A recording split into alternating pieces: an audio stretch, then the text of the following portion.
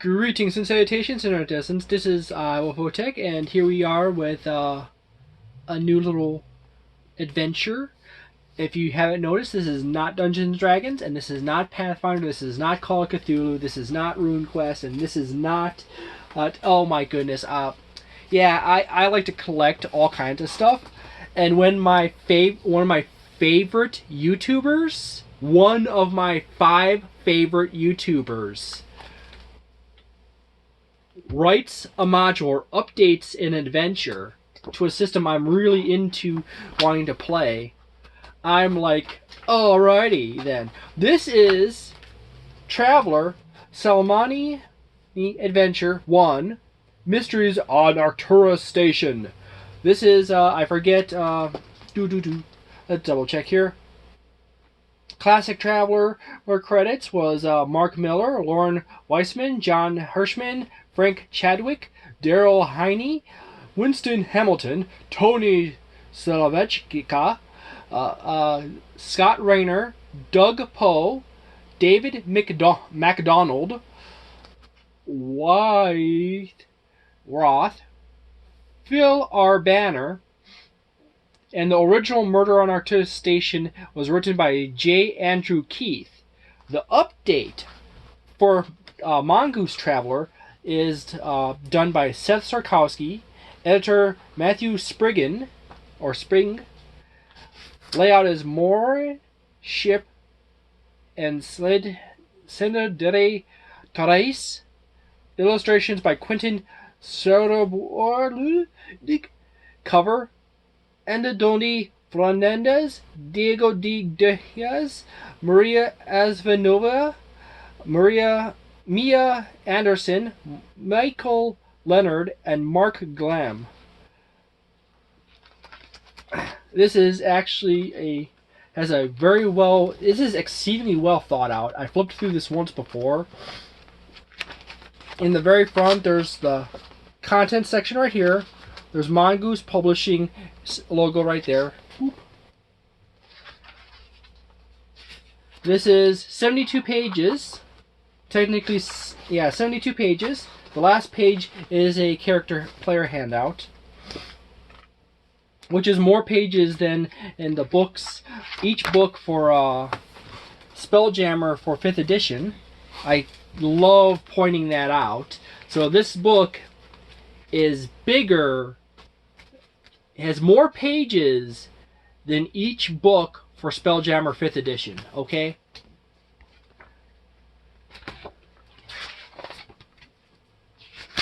On the first page, there's the on the next page, there's the introduction with the map, the star chart map, with all the codes for the region. If you know the code, you can actually figure out exactly what type worlds, technology levels, populations, climate, etc., etc. Little section on Arcturus. Beautiful artwork in the bottom.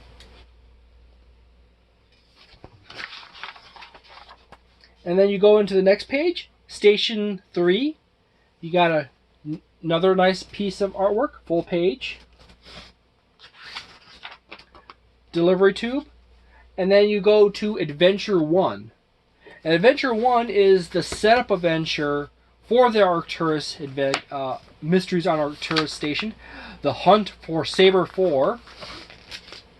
As Seth Shorkowsky has described this is largely a build your own mystery kind of module, where each section has like a loose set of possibilities, and you can select between all the possibilities and the things your players tend to like, and you could bend it to meet your players' preferences and gameplay style. As Seth Shorkowsky always states, he's always a sucker for good artwork. Incidentally, I keep bringing him up. I was originally going to do characters like he does in his reviews, specifically for this one right here. However, I can't do a classic noir detective accent. I can do a mobster. I can do southern. I can do all kinds of crazy stuff. I can do gnome. I can do ghost. I can do old people. I can do old people turning into ghost. I can do all kinds of stuff. There's these strange voices and accents where I either try to go into them and I shift out of them. I can't stay in them. It's constant work. Or, in the case of, say, like British or Scottish, I could accidentally slip into it and I get stuck in it. So I'm like, okay, yeah. So there's some voices and accents I have quite difficulty doing, but I can do them. But anyways, it's actually exceedingly well laid out. There's nice little referee notes sprinkled throughout the whole thing that give you a good little poke nod to various things. You got various characters introduced. You got dates and ages and etc. etc. Notes on cameras, updates he's made in from the original. And it just continues on. It is fairly text heavy with a few stat blocks here and there for various characters. However, there is still some really nice artwork tossed in here and there. This module is $24.99 for United States dollars. As I said, periodically you'll get little referee notes tossed in for important little details. And then you go to Chapter 2, Mysteries on Arcturus Station, which is an increasing number of referee notes, because in this adventure it becomes even more sandboxy. Yet again, still some more nice artwork. As I said, most pages are largely a lot of text, and every about 5 pages, every 4 to 5 pages, there's some artwork tossed in. The artwork is actually quite nice, and it fits the overall feel of the module. There's a handy-dandy map with numbers. It would have been nice if there was a version of this map that did not have the numbers on it. And Seth Shorkowsky likes to point out, oh yeah, it would be very nice to have a version without numbers, but, you know, this is a module where I would like a version of that map without numbers. In the back, there happens to be a map of the station as well as various ships.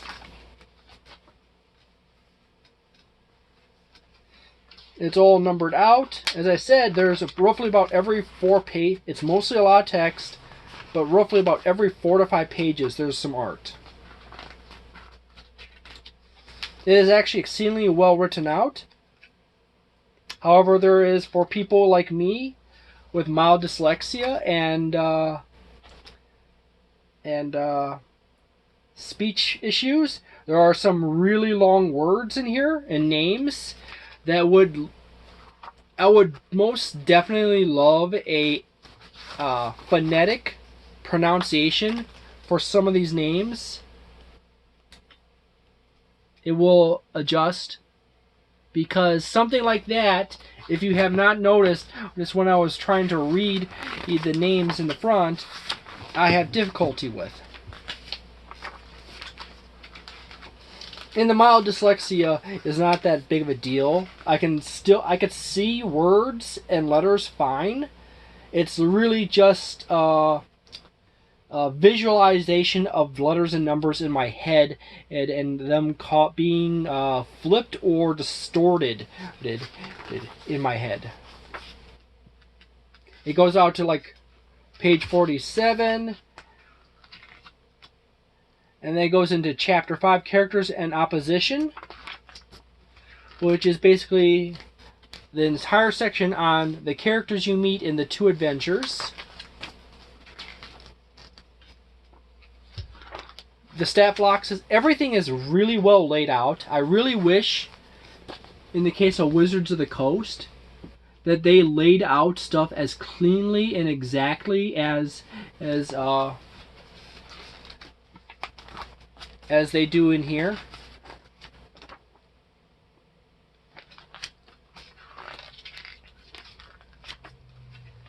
Then you have the library data section, chapter 6, with the catalog of items that are included in the adventure, which is really nice. You always want to include all the items you use in the adventure. Then you have chapter 7, which is the Highguard Arcturus Station maps for the Game Master. You got the maps for the Game Master, and you got your ships, or your station, side view, as well as the floor plans. And then you have your ships on the next page. See? And I really do love these maps because they're all so clean and exact, and it's easy to actually get a good idea of where everything is in relationship to each other. And it even shows you all the dead space in the ship where people cannot be because it's either too thin or it just happens to be a storage area for fuel or something. You know, as I said, this is actually a really nice module.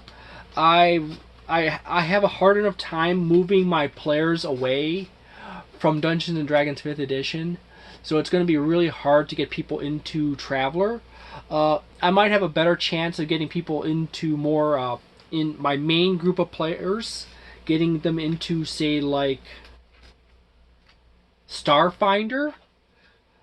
Getting them into Starfinder might actually result in me having to convert Traveler adventures into Starfinder adventures, just so I could, like, hey, I got an adventure. It just happens to not be Starfinder. It happens to be Traveler.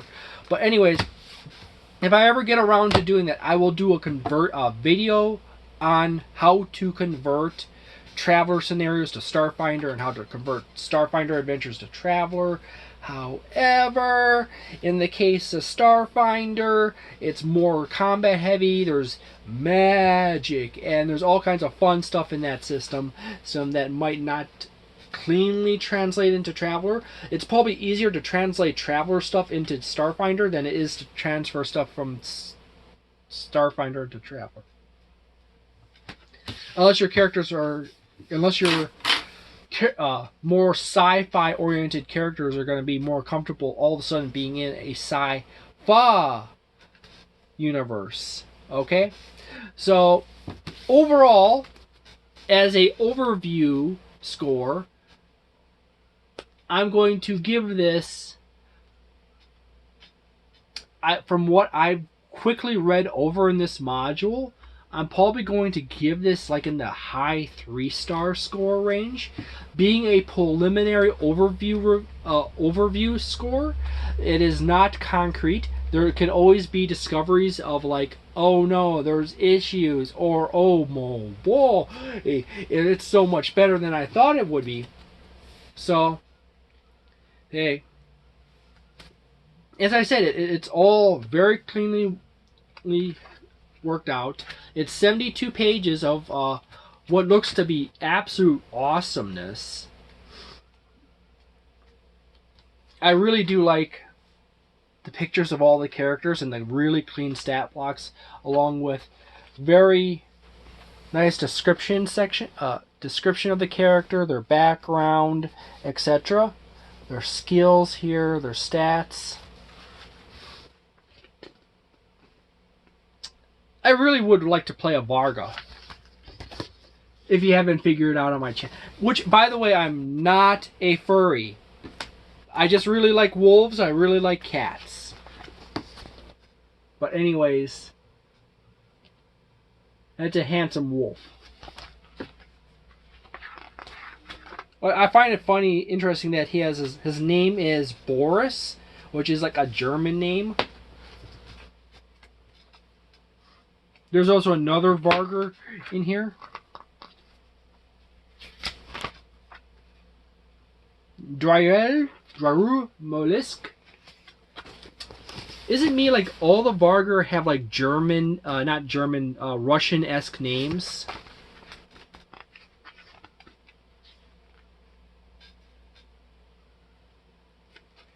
Oh well. I'm probably going to enjoy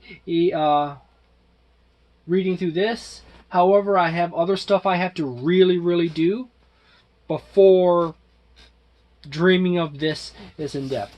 Thank you very much for watching. If you enjoy these videos, please leave a like on them and consider subscribing.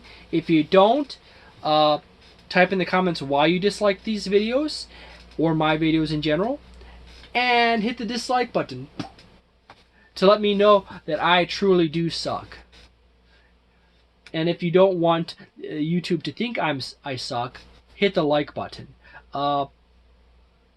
Any which way, if you find any type of video you enjoy on my channel, please check them out. Please hit the like, and please tell me in the comments below. One of my commenters has stated in the past that hey, I like the shorter format videos, so I typically try to not have my videos be excess of 20 minutes. I try to aim for them to be as short and as quick as possible. Although I do have the ramble trait. Sorry. So, thank you very much for watching. Have a delightful day, a nice night, a wonderful week, and a magnificent month. And see you next time.